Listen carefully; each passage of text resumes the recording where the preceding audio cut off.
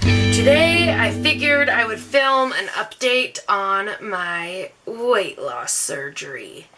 So today has been exactly 2 weeks since I had my gastric bypass, and I'm sorry I haven't done an update, but literally the surgery completely drained you. Just to get energy at all, let me kind of fix this, completely drains you. So I kept thinking, I kept thinking, oh, get ready, put makeup on, you can film this, and I never did it. So finally I just thought, I'm going to be real with you all, I'm going to sit down, I'm going to film this.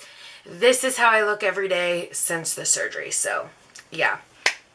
But April 13th, I had my gastric bypass, and everything went really well. I checked into the hospital at 8 o'clock when I was supposed to be there, and I was out of surgery by, well, my mom said I was only in surgery about an hour-ish, but I remember taking a picture. Well, I don't really remember it, but I have a picture of me on my phone at 2:43, so somewhere around 2:43, I came out of surgery, but everything went great. The doctor told my mom everything went really smooth, and yeah, so I had my surgery. One of the biggest advice that I can give anybody who wants to get this surgery is after you have your surgery, when you are in your recovery room, like your hospital room, walk. Every chance you get, walk. Every time they come in and take your vitals, have them help you up so you can walk, because they puff your stomach full of gas, full of air, so they can move your organs around and stuff and do what they need to do. So after the surgery, you have super bad gas pains just because you're so full of air that they completely hurt. Now, thank goodness I never experienced those. My cousin used to work in the bariatric unit. She's a nurse or an RN or a C. I think she's a RN. But she used to work in the bariatric unit, so before I had my surgery, she gave me some excellent advice about walking. So literally the first time I walked, like I said, at 2 something, I remember being out of surgery, and the first time I walked, I think it was 4 or 5. So, and I remember the nurse came in to check my vitals, and I was like, can I walk? And she was like, okay, I guess. She was super surprised. And then when I came out of my room, all the nurses were kind of looking at me like, what? You're up walking already? But I did not want those gas pains, and I never really did have any pain. So, yeah, the surgery was really pain-free. It was more of just a discomfort. But I only stayed in the hospital one night. The first day I got my surgery, which was Monday, the 13th, I didn't eat anything. They didn't allow me to eat anything or drink anything. They gave me these they looked like not popsicles, they look like suckers, and you dip them in water just to moisturize your mouth. But yeah, so I didn't eat or drink anything that first day. Can't remember if I sipped on water. I think maybe I did sip on water, because I think my mom kept making me sip water. So yeah, I did drink water. And then the second day is when I started my clear liquid regimen. But one thing that I will talk about first of the surgery is a lot of people want to know what to bring to the hospital with you on the day of your surgery. So pack light. I mean, most of the time you're only there one day, so some of the things that I highly suggest is, first off, chapstick, because they put a breathing tube down you, and they also go in with this machine, I don't know what it is, but to suck everything out of your stomach just in case there is anything left over in your stomach, because I wasn't allowed to eat from 3 o'clock on the day before my surgery, and I wasn't allowed to drink from noon on. So just in case there was anything left over in my stomach, they kind of stick that down to suck that out. So your lips get really dry. So one thing I highly suggest definitely is chapstick, a really good moisturizing chapstick, and then just a change of clothes for the next day. They provide you a toothbrush, they provide you toothpaste. So you really don't need, they give you all your medications, they have you write it, tell them all the medications that you're on, so they provide you with those. So really just I brought a pillow, chapstick, I kind of overpacked, but yeah, so just very minimal. You don't need a lot of stuff when you go to the hospital. So you could bring your own personal pillow and maybe like a blanket and chapstick and then like a change of clothes for the next day. But, yeah, so that second day in the hospital is when they started me on my regimen. And so for the first few days, you're only allowed clear liquids, which is 2 ounces of clear liquids, which equals about 4 tablespoons that you can eat. So this is what, sorry, I just had my breakfast in this, but this is what they give you, these little plastic cups. They're about the size of like what you would take like NyQuil or anything with. But yeah, so they give you a bunch of these to take home, and for the first little bit, you're only allowed like chicken broth, beef broth. I think that's how it was for the first 2 or 3 days. I was only allowed chicken broth, beef broth, and like water. And you're not allowed to drink 30 minutes before you eat or 30 minutes after you eat. And the reason why that is because once they rearrange your intestines, a normal stomach pouch at the bottom of it kind of has like a mechanism that like doesn't let your food pass until you absorb all the nutrients and stuff in your food.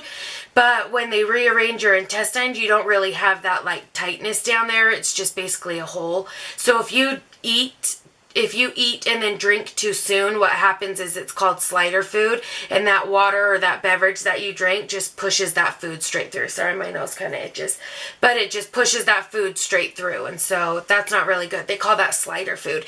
Then if you drink too soon, your pouch is full, because like I said, your stomach's only the size of an egg. So if you drink too soon, you're full of like liquid, and so you won't want to eat your food. But yeah, so after the first like 3 or 4 days, you are then allowed to eat Greek yogurt. You can add cottage cheese, Greek yogurt. I'm trying to think of some other things you could add in. I basically just ate Greek yogurt. I got to the point where you're never hungry, but you're never satisfied, if that makes sense, just because you have such bad head hunger. And I never necessarily believed in head hunger, but honey, let me tell you, it is real. I got to the point where like I just wanted real food. I just wanted that feeling of being full, of being satisfied. And this surgery is really hard because at least when you're dieting, you can eat food that's like healthy for you. Like right now, I crave so bad an orange. Like I literally want to eat an orange so bad. Like, that's just what I'm craving right now, is just like a big, juicy, yummy orange. Or like carrots and celery and dip, something like that, like, or a salad, like something healthy. So at least when you're dieting, sorry, you have to drink a lot too, your mouth gets really dry. Usually when you're dieting, you have more options, but when you have this surgery, you're really limited to a lot of food. And the head hunger is real, guys. The head hunger is real. And what head hunger is it's just like you're really not hungry in your stomach. Your head just thinks you're hungry and you're just like craving food. But I was like terrified to eat anything. To this day, like I'm like, to eat an orange like deathly terrifies me. Or to eat anything like really solid definitely terrifies me. So for the first little bit, I lived off of Greek yogurt. I tried cottage cheese once. I didn't really like the way it fit in my stomach. So I named my pouch Penelope. So when you guys hear me talk about Penelope, it's my stomach. That's what I named her, is Little P. I call her that for short. So cottage cheese did not sit in Penelope very well. So I haven't tried that again recently on its own. But so you can eat like refried beans and stuff like that. And then once you hit week 7 days is when you can add like the refried beans in. You can add deli meat, like that they cut really thin in the deli. So I bought like chicken and ham, and I would take like the ham and I'd put some mozzarella cheese in the middle of it and roll it up and eat that. You can eat beans, you can eat like canned meat, so like canned chicken, canned tuna, stuff like that. So like one day I took tuna fish. I'll put a bunch of pictures at the end of this of food that I've been eating. And you can follow me on Instagram because I Instagram a lot of my food just to give those who are new starting out on this journey some ideas. Because I was out of loss of what I could eat.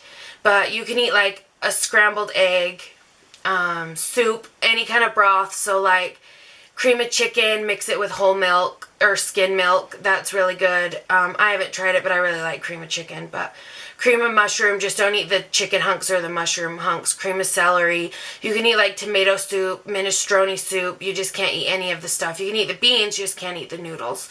So, yeah, another thing is you have to drink 64 ounces of water a day. And you cannot start taking your calcium pill until you hit that. Oh, sorry, my stomach hurts like all the time now. But you can't start taking your calcium pill until you hit your 64 ounces of water or of a liquid. So I always have like my water container with me, like chock full of ice and stuff. One downfall is you can't use a straw because it puts air in your stomach, which can cause pain or like too much air on the incision. Another thing that they tell you can drink is like the Propel 0 calorie. So I have a bunch of these that I drink. Also Crystal Light, sugar-free, Crystal Gatorade, the G2. So there's a lot of different beverages that you can actually drink to help get your water intake in, but water's pretty much the best thing for you. One thing that I did learn that I didn't know is just because it says no sugar added or like low sugar, you have to watch for sugar alcohols, which are like processed sugar, I guess, like fake sugar. Anything that ends in like a TOL usually is considered like a sugar alcohol. And when you have this surgery, it can, your stomach is super sensitive to a lot of stuff. And so sugar alcohols are like bad for you. They won't make you gain weight or anything, but they will make you like go to the bathroom like ridiculous and have like severe GI stress and IG, whatever it's called, stress, and just make you sick. So you have to kind of watch those, which I didn't know. I've eaten a lot of things that have the fake sugars in it. It does make me go to the bathroom a lot, but I haven't had any like stomach problems with it or anything. But another thing that they tell you can live off of is like sugar-free popsicles, which I like because it gives you that crunch. And it also like just makes you feel like you're having a treat. I also found these Outshine fruit bars. I eat these a lot. There's 1 gram of sugar in them, 25 to 30 calories depending on which flavor you get. The one thing is the sugar alcohols in it are high. So one time I ate like 4 of these in one day and I was like, yeah, going to the bathroom a lot. TMI, sorry. But I love these, like literally when I'm feeling really weak and like get the dark circles under my eyes and stuff, I'll eat one of these popsicles and like instantly I feel better. So I have a ton of these. But yeah, so when I eat like, I'll go through like a day of what I eat. So like today for breakfast I had 2 of these full of Greek yogurt, and the reason why I choose Greek yogurt is because it's more high in protein, because with this surgery you want to live off a diet of 70% protein, 30% vegetable. So like 3 tablespoons protein, 1 tablespoon vegetable. So for breakfast I had this. For lunch I have some chicken salad that has like a hard-boiled egg in it, some mayonnaise in it that is made with olive oil, some pickles, and then chicken, canned chicken. So I'll probably eat 2 ounces of that, which is 4 tablespoons. And then for dinner, I'll either do like Greek yogurt again or a scrambled egg, or I'll take refried beans, 3 tablespoons refried beans, a little bit of cheese, and then some salsa I'll put on it. So that's usually what I eat. The other day we went to Olive Garden as a family and I got the minestrone soup, and I just asked the waitress if she would put as much broth in it as she could.